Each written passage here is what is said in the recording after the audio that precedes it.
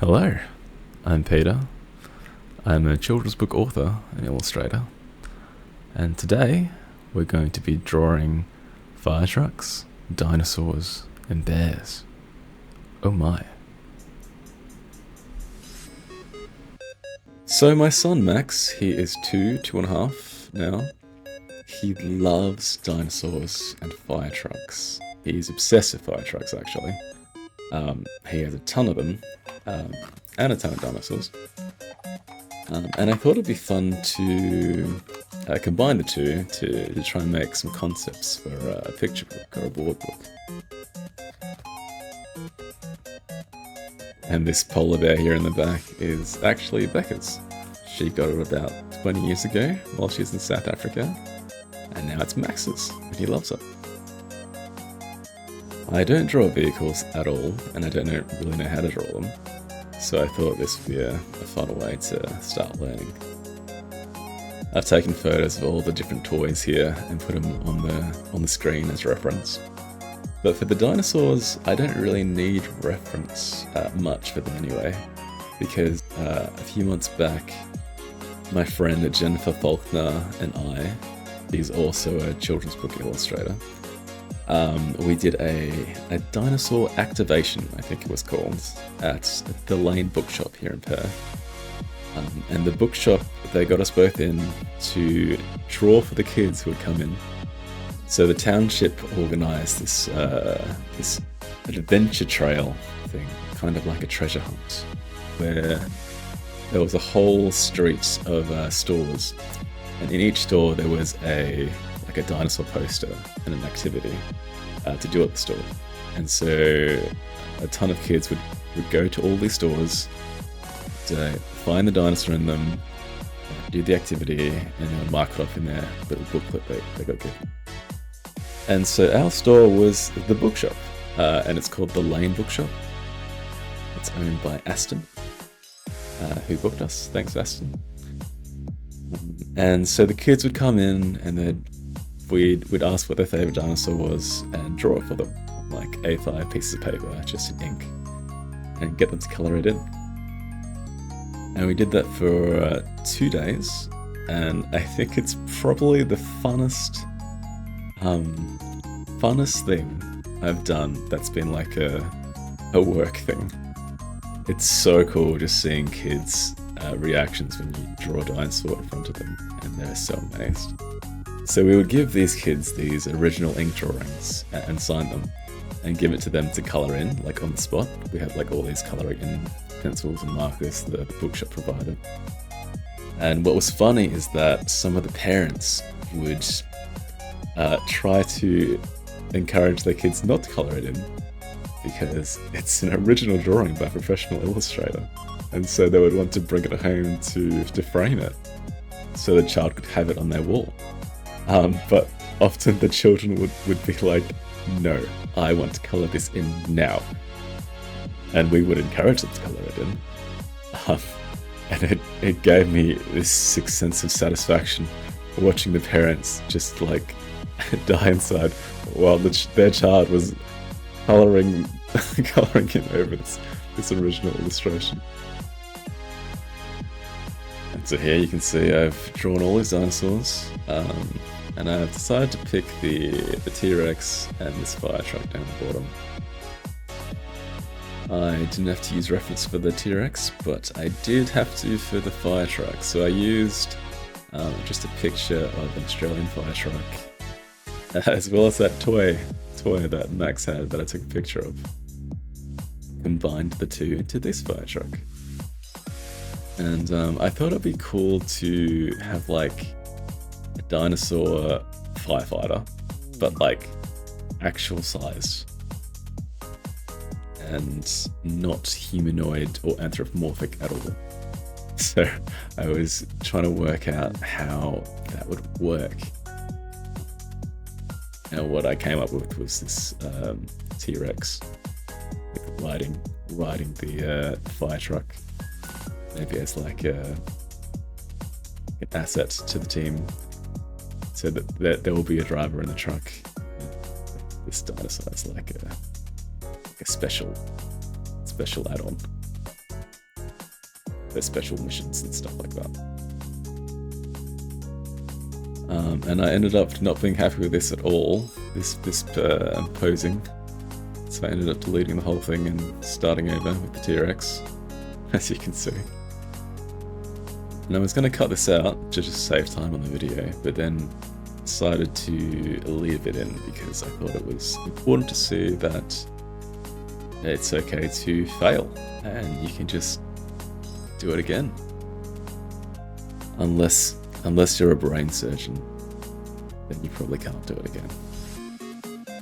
And I was going to record like some actual work that I needed to do, but then I realized that I couldn't even show it because it's for projects that are ongoing and I can't show them.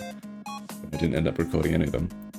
But I ended up doing 2 sample illustrations for a book project that I'm being considered for. And the reason I have to do these samples is because the project is very personal to the author. It's their life story. So the author would like to approve the illustrator to make sure that the illustrator can represent them properly. So yeah, it's not usual to do samples if you're not super new, but since it's so personal to this author, I'm happy to do it. Just to make sure that they're on board with my style and know what they're getting into. And so I sent these samples off to the editor yesterday, who is going to share it with their team and the author.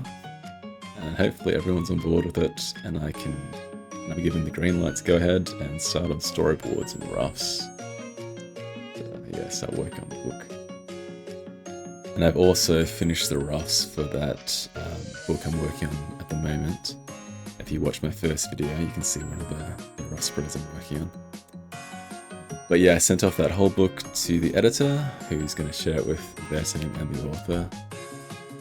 Hopefully everyone likes my roughs, and then I can start on finals, which will be so exciting.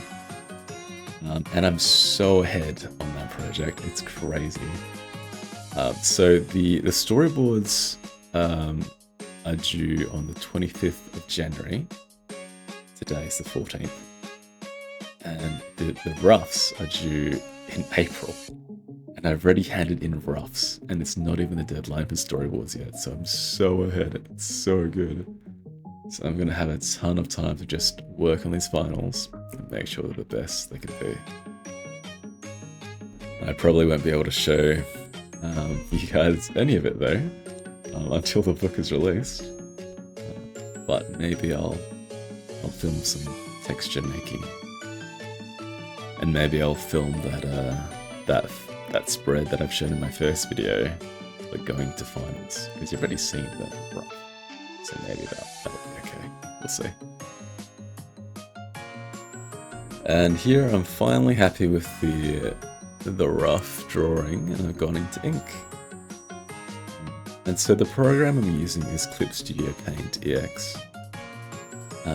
And the brush I'm using is the calligraphy brush, one of the default Clip Studio Paint brushes. And it's really fun to use because it's like flat on one side and thin on the other. And there's no pressure sensitivity. So the moment you press, it's just that one thickness, which is really fun to use. I'd recommend giving it a go. I used this for one of the sample illustrations I handed in just yesterday. And yeah, I love this brush. I'll probably use more in the future. And all the drawings I've been showing you, they're all in real time, but they've been like cut up, so it's shorter. I think this whole illustration was about 3 hours from start to finish. And I was going to time-lapse it, but when I time-lapsed it, I realized that I zoom in and out a lot when I draw, so in the time-lapse, it's very disorientating. You're just going in and out all the time. and so it wasn't enjoyable to watch at all. So I've like slowly gone through and cut it up into more manageable chunks to watch. And yeah, hopefully it's watchable. Because the time-lapse definitely wasn't. And it's really ironic because editing the drawing process took way longer than actually drawing the illustration. Probably because I'm not very good at editing and I haven't done it for very long. If at all. This is my third video. Hopefully if I just keep doing it and keep doing it, I'll get faster and faster and it won't be such a slog. And here's a hot illustrator tip. When you're drawing moving vehicles, you have them off the ground. And it looks more like they're moving. I think that's a Bill Watterson tip. He does Calvin and Hobbes. If you notice in his comics, all the vehicles, like including the cart that Calvin has, the red cart that they ride down the hill on, it's always off the ground, always moving. And if you've noticed with the tires, I've instead of drawing them just perfectly round, I'm drawing them with like a more of an oval shape, and that represents more movement in the drawing.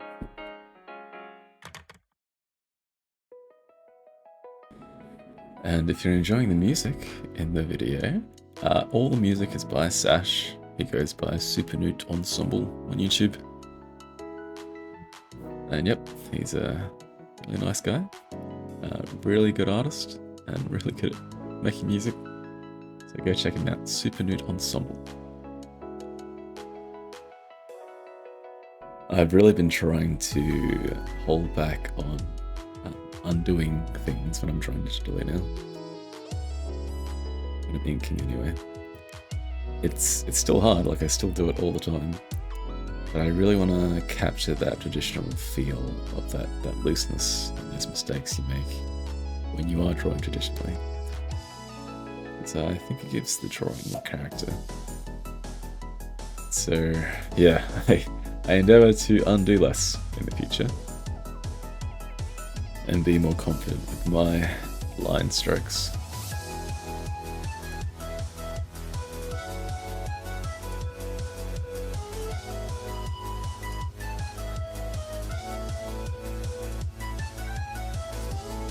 Also, if there's anything you guys want me to talk about in these videos, either about me or illustration, please let me know in the comments, because I really struggle to just chat while the video's going. Like, I'm sure I'll get better at it, but just talking to yourself is really hard. Well, I find it hard anyway. And here I'm just colour picking from that Firetruck photo. Just filling in some base colours. And what's really cool about Clip Studio is that there is a tool called the Lasso Fill tool, which I'm using right now. And it just makes life so easy when you're like filling things in with colour. You just lasso it and it auto-fills. Amazing. Incredible. And it also has, there's also another tool with the opposite function, so it erases. So you just lasso it and erase. And I just can't go back to just normal colouring. It also lets me be a bit looser with colour, which I'm just trying to do in general, being looser.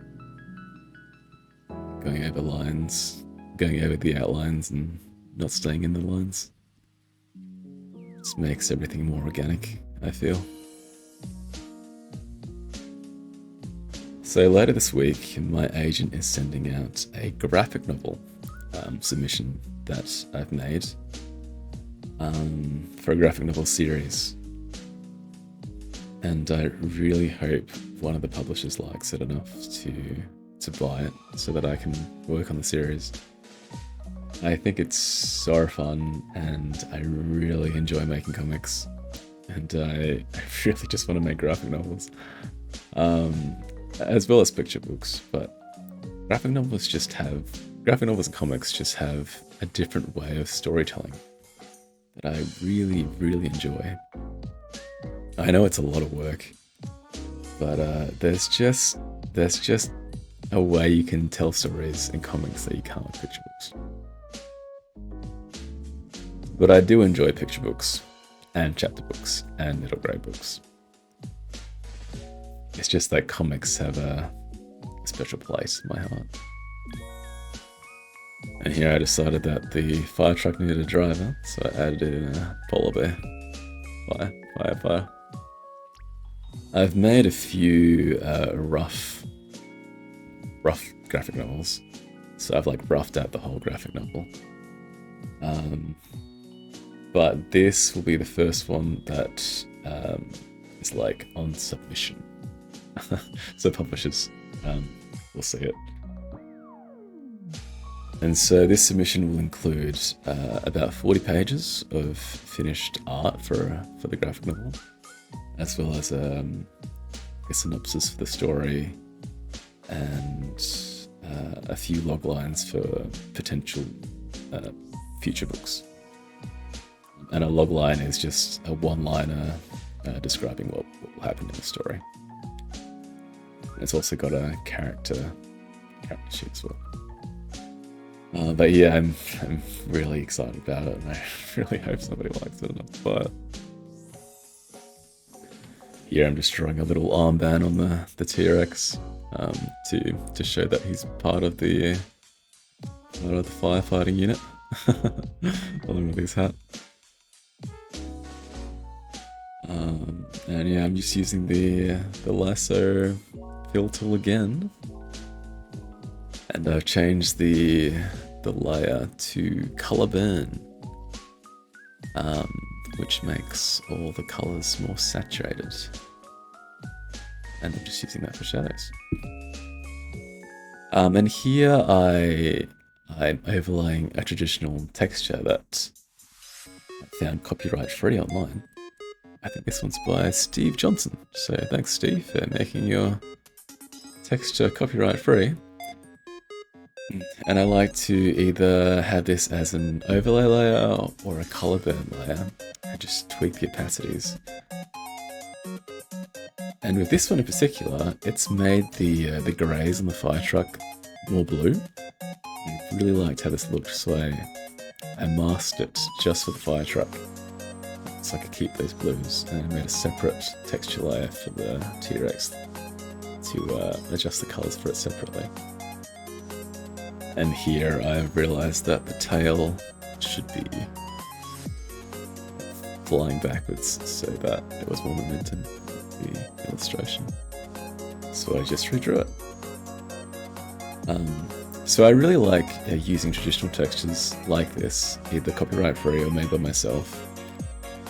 So previously I just put some watercolor texture paper that I scanned myself and overlay that first. Because it really makes your digital illustration feel real and traditional.